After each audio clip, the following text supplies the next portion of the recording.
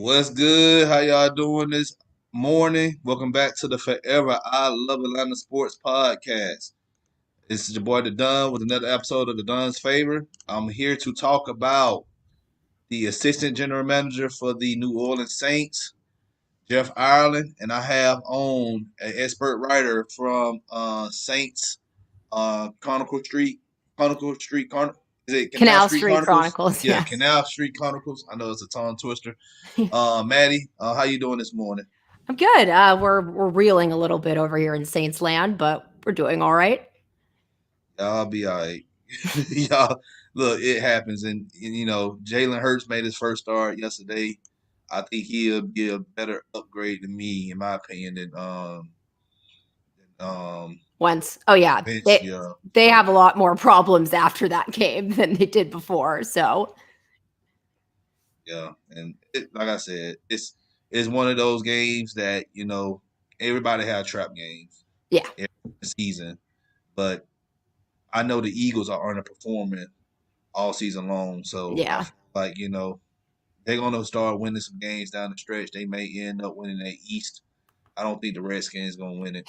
Well, that's what I was saying. I was like, normally a 3-8-1 team's not in playoff contention, so you wouldn't really be that worried about them. But they're very much in the hunt in their division. So Yeah, it's weird. That division just yeah, it's mind blowing when you look back at the last couple of seasons and the amount of times like multiple teams from the NFC South or the West are those wild card seats. It's just and they have an 8-8 record some years. It's yep. It happens like that sometimes in some divisions. So, but glad you could join us. yeah. Hey, if you're new to the channel, you already know what to do, you guys. Hit that subscribe button. Also hit that like button. Share this content out with Atlanta Sports Fanatics. Hit us up in the comment section. As always, come holler at your hometown sports podcast. Now, want to talk about Jeff Ireland, but before we do, just give me your take on why you think he'll leave or why you think he'll stay with New Orleans. It's more why I think he'll stay. I did a little bit of research on him, kind of just looking into his background. Sean Payton is a disciple of Bill Parcells, and his coaching style is really influenced by that. Jeff Ireland, also a disciple of Bill Parcells. He was the drafting scout on the Cowboys when Bill Parcells was there, and then they went to Miami, where there was some issues with some of those drafts. But I think that the fact that they kind of were taught from the same teacher and learned kind of what players are, the prototype that fits their mold. I just think that it's so in sync with how, Peyton wants players and how they're both able to evaluate them. I would probably see the Saints offering him more money before they let him go. But, like you said, at the end of the day, it is a business. So if you guys, kind of throw the house at him and we can't match that and he's able to, get a higher title, then, possibly. Yeah, I agree. What's good, Dominique, man? Thank you for watching. And that's the thing. I know about Jeff Ireland. He was on the scouting team with when Bill Parcells was coaching the Cowboys. Also, Sean Payton was there too Yeah. before he went to New Orleans.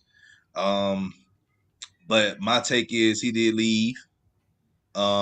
He went to Miami with Parcells when he was the president of that team, and then he didn't have any. He had something to say. He drafted some players.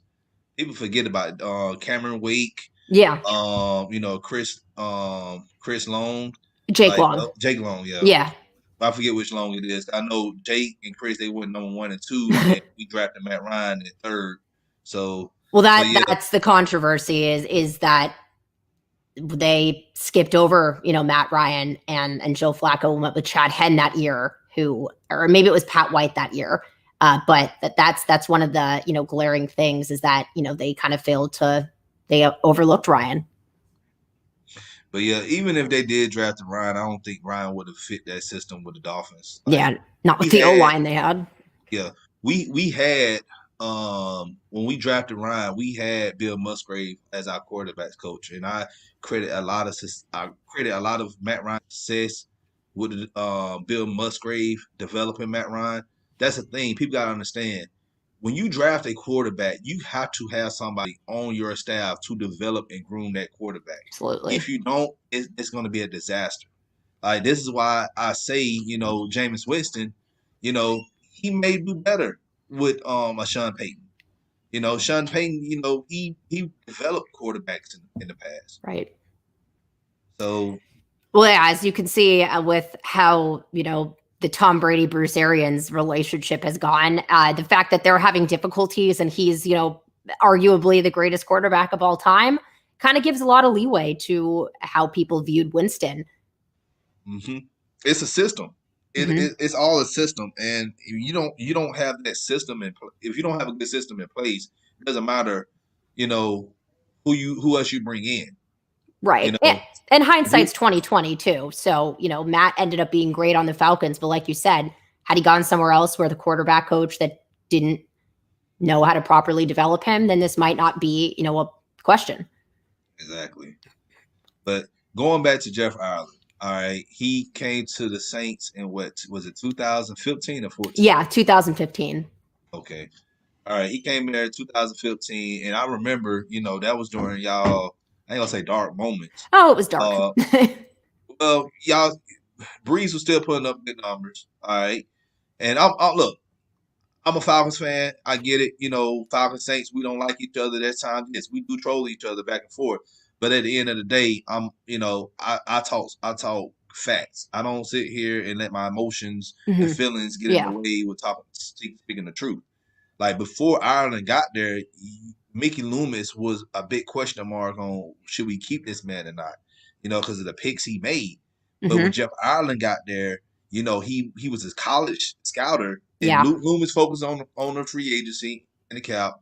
And Ireland came in. He helped him with a lot of stuff too, but his main focus was evaluating college talent. Exactly. Tell me something about that real quick. Yeah. So, when he came in 2015, he was still kind of dealing with the staff. I think it was Ryan Pace that left, and then he went to the Bears. Yeah. And so he kind of had his staff there, and they had only had, 8 of the previous 22 picks under that staff make the roster. So he kind of didn't have that much to work with at first. And this would be, we can get into this later. It would be my only, potential argument against him going into a GM role somewhere else is he might not be that great at, the business management side of the GM role. But I think the Saints kind of honed in on his scouting talent as being paramount. And I've read a couple interviews from him where he said he was kind of able to get back to the basics there. And maybe now that he's kind of honed that in, he would be able to, get into a bigger role. But that's something he really learned from Parcells. And his dad was a national scout, Jim Palmer. And so it just kind of seems like it's in his blood. I think his 2017 draft class really speaks for itself. I remember I was in a bar and when the Saints drafted Kamara, and I'll admit, I was like, why are we drafting a running back in the 3rd round when we have all of these needs? And who is this guy? And then, foot in mouth. And something he's really been crucial to is developing our lines. So the Ramchick pick, Rankins, Davenport, and Eric McCoy and Cesar Ruiz. Yeah. And they're not the sexiest picks. And in the last 2 years, it's kind of been like, why didn't we draft a linebacker or a cornerback? Our defense is horrible. But it makes so much sense in hindsight. It's almost like, why didn't we see this coming?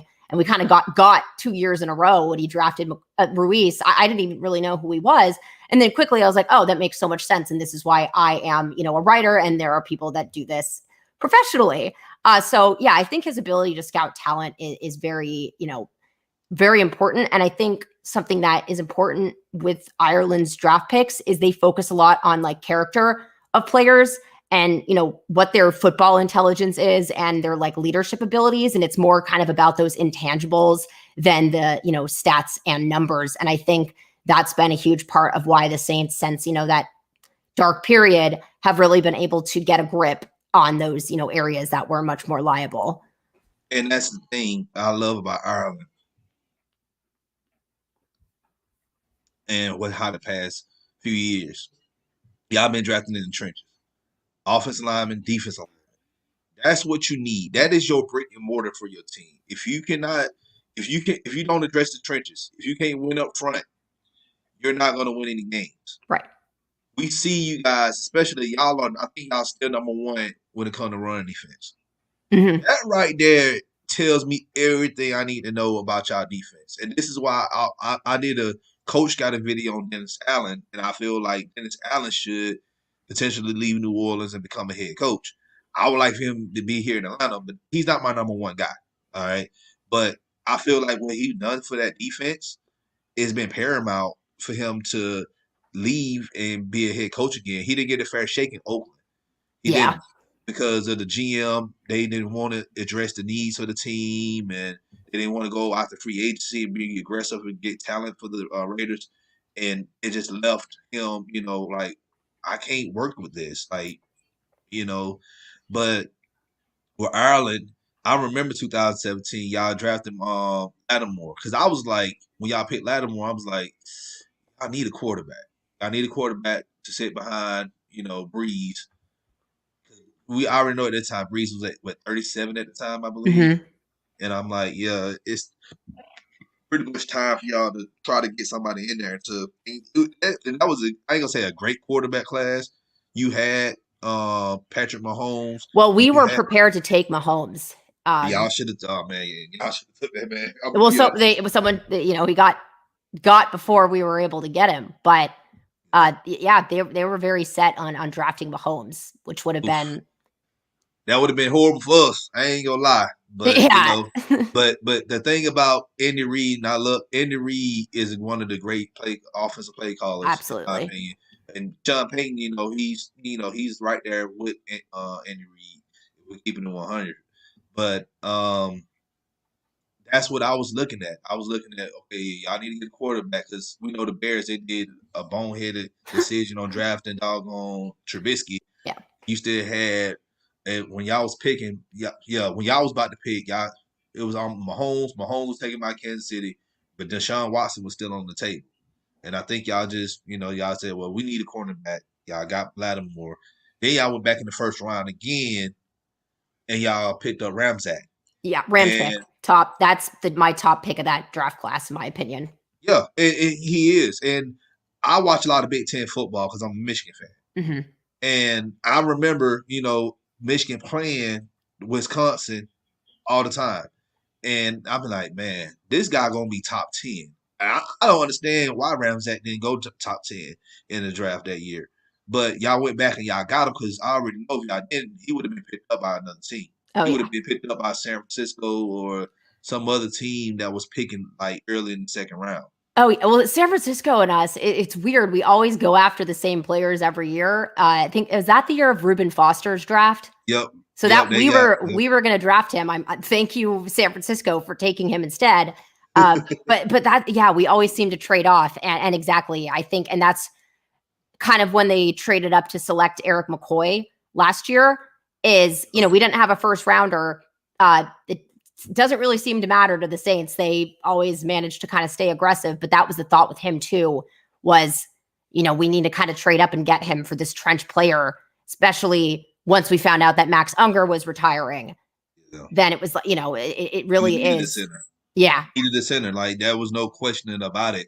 Like, you don't have a person snapping the ball to Breeze. Like, that's just going to be a disaster, especially you trying to just bring in somebody in free agency. Yeah. You might as well draft someone who will fit your system, and then y'all can just go from there.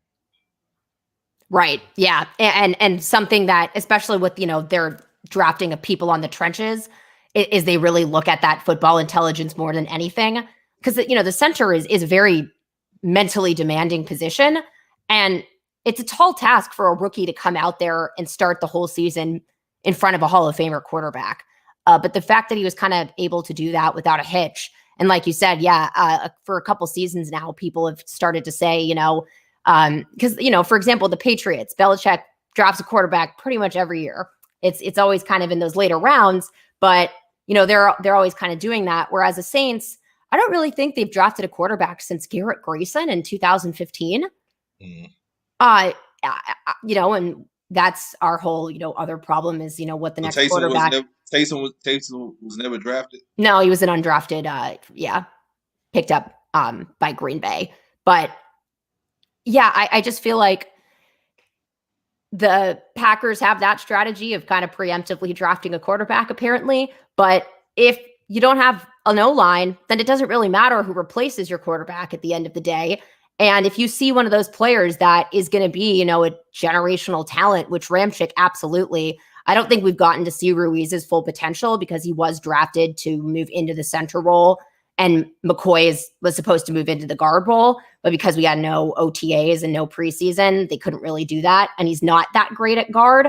But even still, I think that they've always been solid picks that aren't the most exciting. People wanted Patrick Queen, but in the long run, those positions will, take you into your next quarterback. Yeah, and the thing is, I remember this past year's draft, y'all drafted him. And I was like, I think this is a good move for you guys because you have to have linemen. You have to, not just for Drew Brees. You guys are, y'all gonna end up moving on from this man. Right. Probably, I don't know. This may be his last year. I really feel like this is gonna be Brees' last year. Yeah. But you still gonna have Alvin Kamara. That you still need guys to open holes for this man and run the ball. Right. Because otherwise, like you said, we just re-signed Kamara and we would just basically be, missing out on his talent and all of the, players that are still contenders on our team. We need to be able to roll into the next generation. It's not going to be the same, but I think that our, decline at the end of last season came a lot at the hands of the O-line, and that interior line especially was the reason primarily for our loss against the Vikings. That just totally collapsed on Drew and, got sacked 3 times, hit 7 times. That can't really happen. And, be able to develop a rhythm. So I think, that was kind of a glaring issue at the end of the season. And injuries are always a problem. I don't think you can have enough depth at those kind of positions when, you have a top quarterback. And we've had a couple injuries this season. And with COVID especially, you can't really have enough depth. So, like I said, there were more exciting picks at the time. But I think that's really what you'll get with Jeff Ireland is it's not the most flashy pick, but it's a very smart pick that, might not. I read somewhere that he kind of has a year 1 and year 3 evaluation, and you want players to make an impact after a year. But the idea is, what can they do when they have a couple years in this system and, the heights that they can reach? And I think that they kind of invest, more in these quality picks that will serve down the line rather than immediate needs to fill, what's immediately pressing. And that's the thing. See, when we talk about this, and I'm gonna get back to Falcons in a second, being a finesse team, which we are. That's the thing. See, rookies, they come in, you don't have any tape on these guys. So you don't know how they're going to perform. Some perform over the expectations, some perform, under the radar. But when they come to that second year, a lot of them hit that sophomore slump. And by year 3, you'll see if they can come out of that funk and, give you better production, or they're gonna just continue to spiral down. Right. So I think that year 1 evaluation and the year 3 evaluation is a great idea for any GM to utilize to evaluate your talent that you have in your team. Yeah. But going back to the Falcons, see, the Falcons, we have been a finesse team for a long time. And this is in our fan base, guys want to sit up here and say, oh, well, we need a receiver, we need this. Like, somebody really had the audacity last year in the draft to say, oh, man, we need to draft CeeDee Lamb. I'm like, for what? Like, we have Julio. We got Calvin Ridley. Yeah. Russell Gage. No more. Like, yeah, we don't need any more doggone receivers. We need a pass rush. Yes. We do not have anybody that can get after the quarterback consistently. Yeah. All right. We don't have, our line is our offensive line. Yeah, we drafted Gary and Lindstrom last season, but they're still young. And the left guard spot right now is pretty much a hole. It's literally a hole. Anybody can run, and I'm talking about figuratively and literally. Like, it's a hole. And we need to address that as well. Like, I'm looking at the guy right now from Oregon, Sewell. I think he'll be a good pick, if he falls to us. I'm not looking at any running backs or quarterbacks. People want to sit up here and say, "Well, we need to move on from Matt Ryan." Mm-mm. Go ahead. I'm gonna let you talk about Yeah, that. I mean, like exactly. The way to get longevity out of your quarterback is to not get them killed every single game. And yeah, like you said, you guys have two really good receivers, and getting an exciting third receiver isn't going to do much good if your quarterback has 2 seconds before he gets absolutely demolished. And it doesn't make sense to draft a great running back if your O-line can't open up holes for him to run through. And so, yeah, exactly. Like, you guys haven't really as much built in the trenches like we have. And like you said, you've had a couple games where you've been able to get, after Drew Brees a couple times, but consistent pass rush, that's something that's kind of new to the Saints the past couple of years. And the thing with a good pass rush is it kind of fixes a lot of your defensive problems. Exactly. So if you have secondary issues, like, the Saints often do, a very good way to fix that is to get a pass rush so they don't have time to kind of throw it. And so those line positions are just as much important to, the entire field as they are, as their own skill roles. And I think you guys have a couple more years with Matt Ryan. I don't know where he is on his contract situation, but Yeah, I think he has 3 more years. But the thing I'm looking he at needs right an now, O-line. yeah, we need an O line, but the main problem with the Falcons right now is coaching. Like Mm-hmm. coaching, like we need a better play caller. Um, Dirk Cutter is trash. This man is hot garbage. Like, there's no way we should have lost that game yesterday. Everybody blaming Matt Ryan. Oh, he threw 3 picks. I'm like, okay, Pat Mahomes, he threw 3 picks in his game, but he still won. Right. And I tried to. It's just last night, just going back and forth, arguing with people on Twitter, like fans talking about, well, he threw 3 picks. I said, okay, y'all need to go back and watch the film. Those last 2 picks that Matt Ryan threw, it was just great plays that the defense made. They jumped the routes. Players gonna jump routes. Yeah. Why? Because their defensive coordinator is gonna tell them, look, they running the same bull crap that they Yeah. ran early in the game. Guess what? I want y'all to go get the ball. Yeah. So that's not a Matt Ryan's fault. Matt Ryan, he threw it where the receiver was. It Mm-hmm. just those defenders, they came and just jumped the routes and then took it back. Like, what else do you want Matt Ryan to do? Right. Like he's Like you said, if you can kind of parse out what the plays are based on their earlier play calling, then that's a problem with the coaching. exactly. It's like, and this is why we've been frustrated the past couple of years with Dirk Cutter and his team. Like, I don't understand why we had this man on staff. I've been wanting to get rid of Dan Quinn since last year. Yeah, I And mean go that ahead. was just really holding you guys back for a while. Yeah, it was. It just we saw that shiny 2016 season and said, "Oh man, we can replicate this again." And like, no, you cannot. Offense would pretty much carried us to that Super Bowl, and since then, the offense has been okay Mm-hmm. outside of the play calling, Mm-hmm. but the defense, we hired Dan Quinn to come and give us a top 10 defense. Yeah. He never replicated that Seattle defense like they said he was. And I told people that he wasn't going to replicate that because he wasn't a mastermind behind the Legion of the Moon. It was Pete Carroll. Yeah. So who would you guys kind of want as a head coach next season? I like Don Martindale from Baltimore. Okay. Either him, I like a Rex Ryan. I think Rex Ryan just had a bad taste in his mouth when he left New York and they carried over to Buffalo. Mm-hmm. Then now since he had a good break, I feel like he can come back into the league and coach a team up and get it because we know Rex Ryan, he'll get you a top 10 defense. He Yeah. can. He did it with New York. He did it the whole time he was there in Baltimore when he was a DC there. Another person I like, Todd Bowles. I like Dennis Allen. I What like about Brian. Robert Saleh? Huh? Robert Saleh from San Francisco? I don't like him. No? I just don't like him. They got a lot of talent on that team in San Francisco. Yeah. They got a lot of hot That's talent fair. on that team. Like, I want to see a person who don't have that many first round picks or Pro Bowlers or All Pro players. I want to see them. I want to see what you can do with a team that you just drafted players that was in the third, fourth round and I Yeah. want to see how you develop. Like Don Martin, he has done that. Rex Hmm. Ryan, he has done that. Todd Bowles, he has done that. Dennis Allen has done that.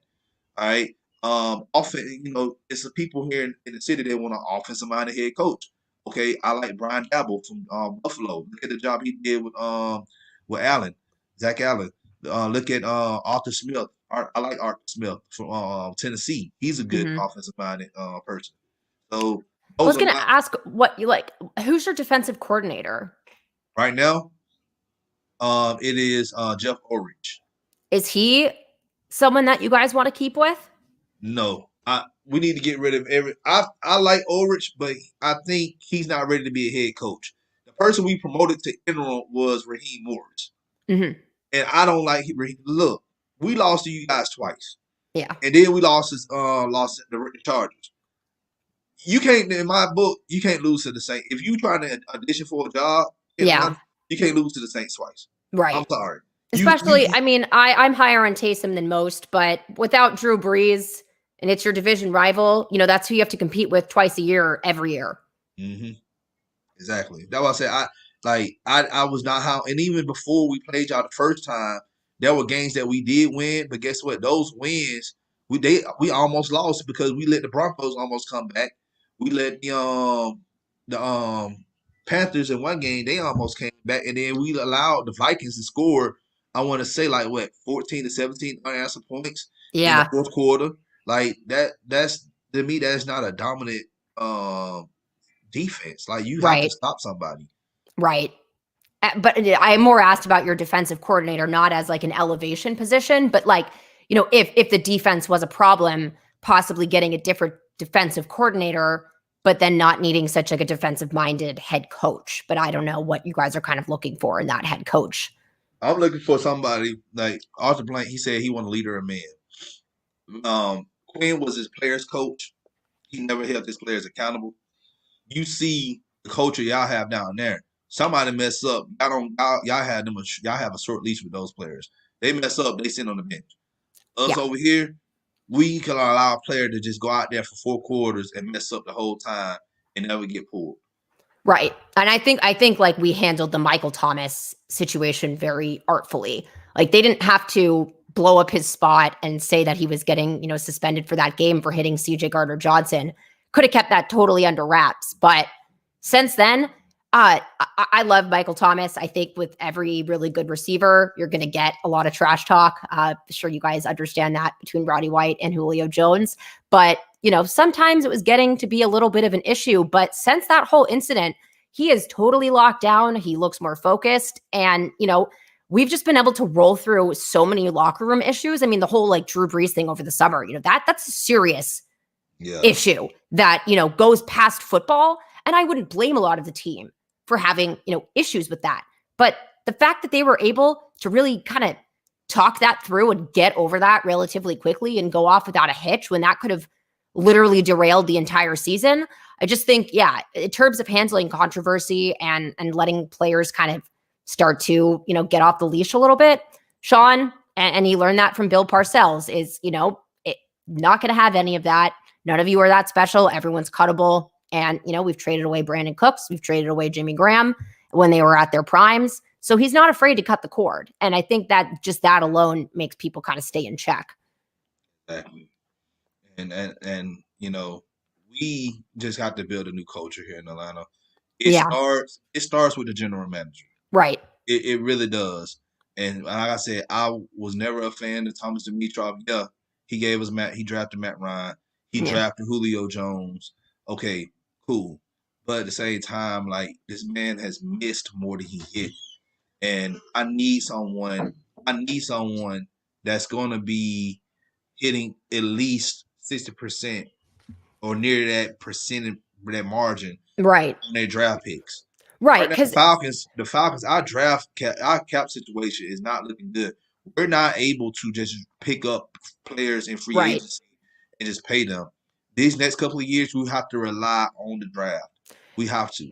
As you should. You have to take advantage of those rookie, contracts. And I think, like you said, with so many misses, the issue is that every year in a row now, you're drafting in dire need-based positions. And a lot of the time you can't really also focus on a culture when you're, so liable at a certain position group. Whereas, over the last 3 years, the Saints have accumulated enough, starter minded players that were in a much more quality over quantity approach where, it's what do you bring to the locker room? It's not just, you're a good player. That's really not enough anymore, but we have the luxury of doing that. But if you need a culture overhaul, you couldn't really, get a better evaluator of, both the talent and, the culture and how, they fit as a player and as a football mind in your locker room than Jeff Ireland, in my opinion. Yeah.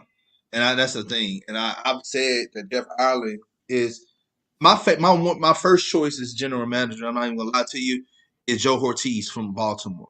Mm-hmm. All right, he's been there since Ozzie Newsome, since '98. Wow. And he pretty much been a college scouter since then. Drafted guys like Brandon Williams. Who else? He drafted Hollywood Brown. Like pretty much a ton of talent. I don't have my list right now, but like he drafted a lot of these guys that's been helpful, that's been detrimental to the success that the Ravens have had. Mm-hmm. Ravens, we know, has been a consistently good team Right. for years. Yeah, they have, times that they, fall off a season here or there, but it's never, you never hear the Saints that, I'm not Saints, you never hear the Ravens every year, oh man, they not making the playoffs, or, it's been 3 years or 4 years that they went without a playoff run or whatever. And it's even more impressive that they're in, a division with the Steelers. I think the only team that's just always a shoe-in for the playoffs, at least before this season, was like the Patriots. But right, a team can't be a top contender every year, but you also can't be so inconsistent that, you're going 13-3 and, a couple times over the last 10 years and then really bad the rest of the time, which is kind of what I've seen Atlanta do. It's just very fluctuating and not as much of like a stable thing. And a lot of that comes from the draft. And I think, my philosophy is that free agency should be used to augment your team. And those I would go for more of the like hard hitter player than like focusing as much on, the culture and everything. Those are really, let's embellish our team where we can. But I think that the roots of your team and the foundation comes from the draft. And so you really need someone that has a full understanding of, what that is just past, the skill and immediate needs of your team and that kind of 3-year vision that we were talking about earlier. I said, Jeff Ireland, to me, I feel like he'll come in. He'll just, I ain't gonna say overhaul the team, because he's not getting, I'm gonna be honest with you, and I'm gonna tell everybody else who's listening, he's not gonna get rid of Matt Ryan. Any GM that has a brain is not gonna get rid of Matt Ryan and Julio Jones. 1, out. 2, come on now. They are your franchise players. All right. What he would do, he'll look at how we drafted before and the identity that was here before. He's gonna say, okay, well, we're gonna move away from this. It's gonna take us some time. Yeah. But by year 3, you'll see this team is moving in a different direction. Right. And in the long run, that foundation will take you guys, through, should be almost, the next decade. That's kind of what we're set up to do. And that's kind of what he came in 2015 and did a complete overhaul. And I don't, I think it's not, rational to necessarily expect him to ever replicate that 2017 draft class, because we don't even expect that. But like you said, the Matt Ryan and Julio Jones aren't your issue. He's not going to get rid of them. He is going to build the trenches around them and give them an opposing side that can actually compete and, not have to put this game on Matt Ryan having to throw for 400 yards in order to win. Exactly. And I know a lot of people here in Atlanta, I brought up Jeff Ireland, and they say, we don't want nobody from the Saints organization. We hate them. I'm like, this is a business, and y'all got to stop. And that's the thing, you guys. Y'all got to stop with this narrative, oh, we hate the Saints so much, we don't want anything to do with them. Look, I'm not trying to be the Saints, but at the same time, I would like for us to draft well and get players that's gonna come in here and make an impact. That's the thing. What's good, Rodriguez, man? Good seeing you, man. Thank you for subscribing to the channel. He said need more veteran players on offense and defense. We have veterans on offense. Defense, I can agree with you on that. We have a lot of young guys on there as well. But the problem with the Falcons, the main one is coaching. The second thing is, you're right. We do need to have a few more veteran presence on the team. But at the same time, we don't have the money to sit here and just get all veterans. We have to draft players and have them come in and be an impact. Because I feel like Deion Jones, Grady Jarrett, those guys, they gotta step into that leadership role. They've been in the league a good 3 or 4 years now. Grady, he's going into his 5th year. So those guys, they gotta be veterans themselves now. Yeah, and I do agree with like the like you said, a couple key veteran leaders to augment your defense, because that's something that we've done. I think, in my opinion, Demario Davis, who I think is one of the top free agent signings for the Saints of all time, and Malcolm Jenkins this offseason. And they're not the biggest, flashiest players, but their leadership qualities are exactly why we drafted, why we took them. But other, like you said, other than those couple of key players, especially not on offense, it's not a problem. You guys are all pretty much veterans on offense, and it's not a leadership problem on that side. It's legitimately, a trenches issue. And it's just coaching, the play calling coaches. Right. But what we were saying about the rivalry and like not wanting anyone from the Saints. To me, I always have to respect you guys, because we always worry about you. No matter how bad you're doing every season, you guys beat the Saints and the 49ers last year. No one else accomplished that feat. Exactly.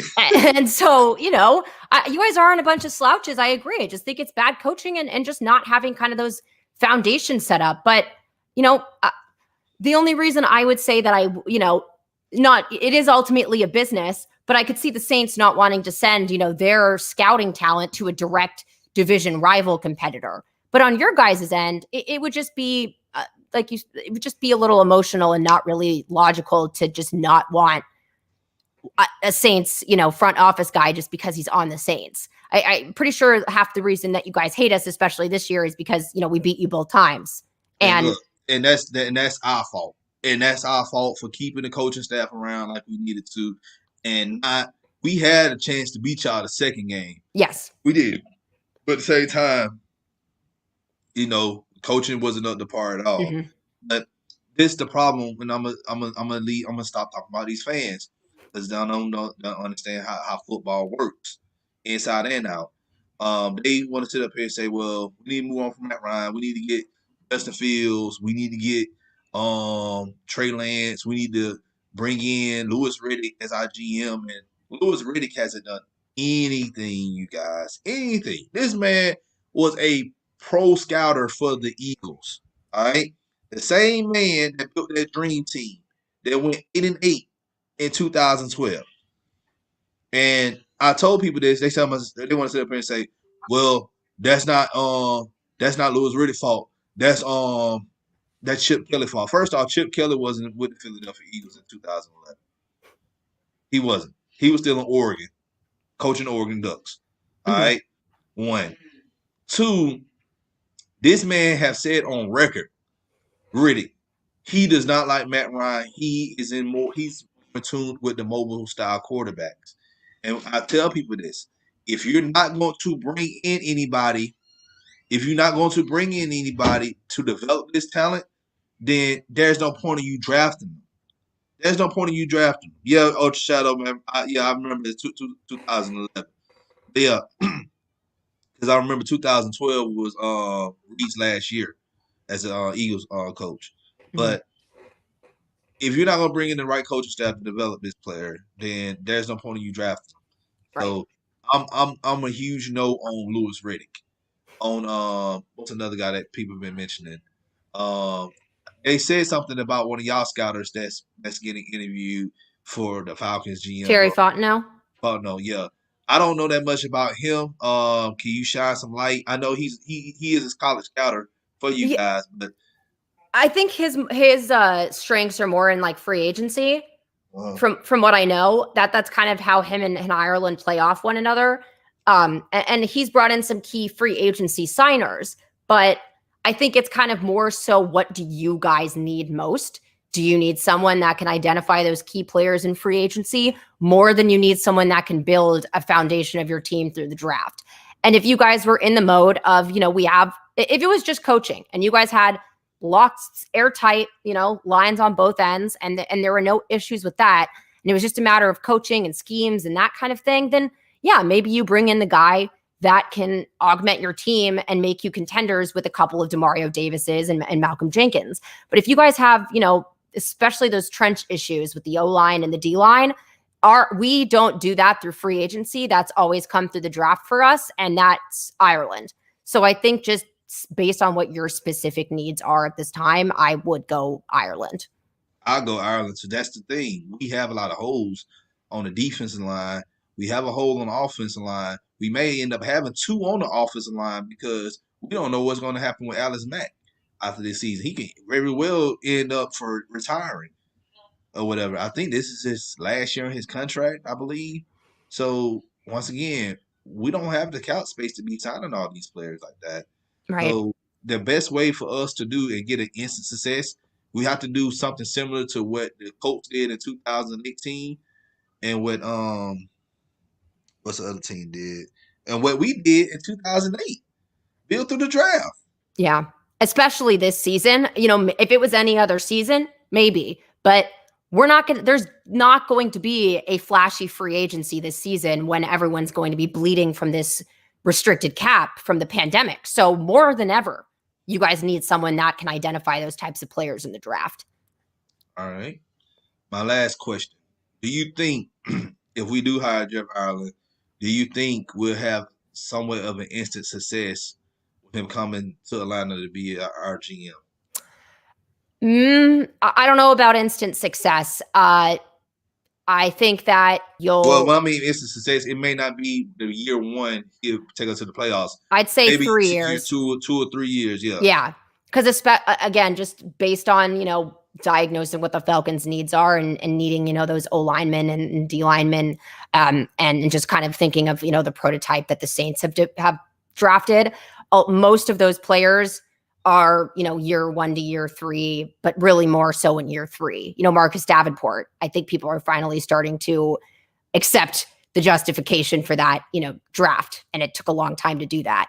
And he was a project player. Exactly. He was a project player. He wasn't going to come in and just give you 8 sacks in his rookie campaign and nothing like that. It's going to take him time to get to that point. Exactly. And that kind of goes into, not drafting so much, needs based, and looking at those development players is kind of just as important.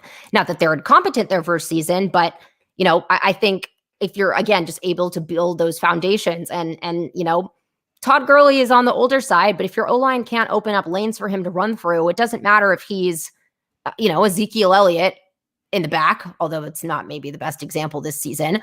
But, those foundations are just really important. And again, just going back to that Bill Parcells thing, where he really honed in on that drafting the O-line in the draft. And it's also, one of the lesser risk factors of, ending up with this really big contract and this player that isn't really panning out. But I just think that you guys have a couple years left in Matt Ryan.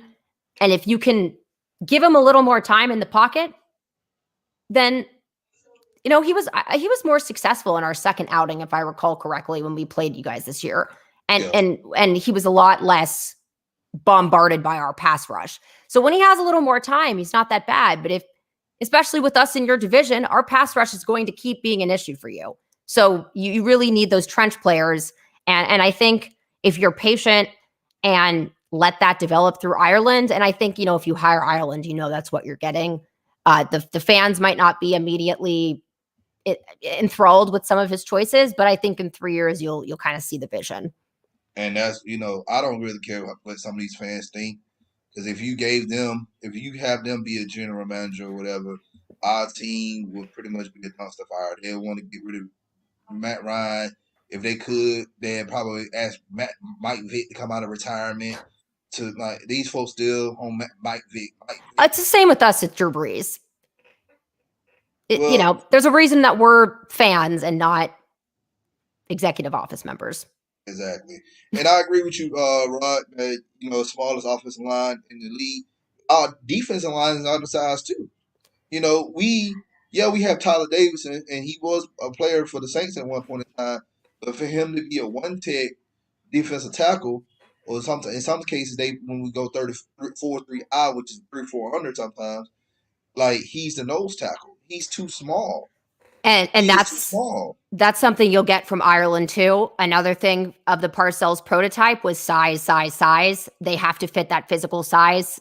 And if they don't, they have to really, really have that X factor in order to justify it. But especially in those positions where size matters, it just, you find the player that fits those physical requirements, and then you look at the intangibles. But if they're already undersized, then it's not they're already behind the curve. Right. It's just not the place for a skill position, like, a skill player. Look at Cameron Cam Jordan. All right, he's 285 pounds or 95 pounds, give or take, as a DN. We had Vic Beasley, who was 245 pounds, Tat McKinley, who was 250 pounds. We now have Fowler, who was 250. Those are small DNs.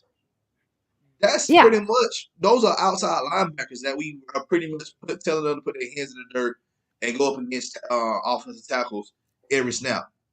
Yeah, he's 6'4", 287. Who? Jordan is 6'4", 287. Yeah. So if your players are 250, yeah, they're not getting to the quarterback. No. They're gonna be and especially don't even ask them to try to set the edge in the run play. Only thing the offensive tackle got to do is just stand in their way. They ain't gonna see the running back running their side. Like that's the thing, man. We talk about. I try to tell people on Twitter when I say y'all don't understand football, y'all want to get mad at me. Like that's what we trying to tell y'all. But then y'all get mad like, oh man, I know. No, you don't. No, you don't. Fowler is not the standard size for a defensive end. He's an outside linebacker playing the end. Yeah, the trenches just aren't the place for undersized. We took like Zach Bond, who's kind of an undersized linebacker. We haven't used him that much, but there's a way to use linebackers. There's not a way to use defensive tackles and defensive ends other than being on the line. And you could be as quick as you want, but if I run into a brick wall, I can be as skilled as I want. It's not mean it's going to fall over if it weighs 50 plus more pounds than I do. So that's weight never gets tired. Yeah. Like that. Weight never gets tired. You can be 300, 400 pounds. You're not going to get you get exhausted a little bit, but if you at 250 or 240 and you most likely those are speed rushers. Like you're going to get tired. You're going to get tired of going up against exactly a small person almost 100 pounds bigger than you. Exactly. And so if that's an issue for you guys, he will not draft an undersized lineman on either side, because that is like an ingrained fundamental truth of like the Parcells school of thought is they're undersized. I don't want them. I just get me someone that's that size and then has those factors. But it just, that's especially not the place to do that. So if you guys have such a small O-line, then yeah, I mean. Yeah, our O-line, I think our O-line is not that small. I think McGarry, he's kind of average size when it comes to the other side. When you're talking about right tackles in the league. Mm-hmm. Lindstrom is good. Lindstrom, to me, we drafted him. He's great at run blocking. Mm-hmm. You go back and watch the tape of him, he's great at run blocking. Matt, same way. Like I said, our left guard, it doesn't, like right now, I can go out there and play a better left guard than what they be putting out there. And I'm not even nowhere near 250 pounds.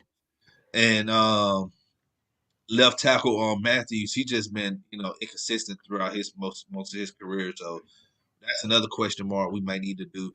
This is why I said Sewell from Oregon, I think we should draft him, put him at left tackle. You move Matthews to left guard. Mm-hmm. Matthews is great at run blocking. I know he can pull and pretty much demolish someone. I really feel like Ireland should be a top choice. The Falcons should interview for this general manager spot. They got to get this right because, like I said, Matt Ryan is getting up there in age. Julio is, and not only that, Arthur Blank, man, he's up there in age, and I know he wants to see a Super Bowl hosted down Peachtree Street here in downtown Atlanta sometime soon before he leaves this earth. Mm-hmm. I think we should definitely interview Jeff Ireland. Thank you for coming on again. Let everybody know who you are, where they can find you work. Yeah. So I'm Maddy Hudak. Yes, it's pronounced that way. And you can find me on Canal Street Chronicles or on Twitter at Maddy Hudak _94. Okay. And thank you for coming on again. Everybody who watching this live, thank y'all for watching it this afternoon. I appreciate it. If you're watching this at a later time, let us know about Jeff Ireland. You think we should go ahead and hire him or have him interview for the spot? You think that no, I don't want him because he's a Saints fan, a Saints exec, or you just still stuck on Louis Riddick? Whatever you feel, hit us up in the comment section. Let us know what you think. If you're new to the channel, you already know what to do. Hit that subscribe button, hit that like button, share this content out with other Atlanta sports fanatics, and hit us up in the comment section. As always, come holler at your hometown sports podcast. I'll be back tomorrow morning. I'm going to be doing another GM search video on George Paton from the Minnesota Vikings. I think he'll be another good choice as well for us. Stay tuned for that. Y'all have a great evening. Don't forget to wear your mask, and see y'all later.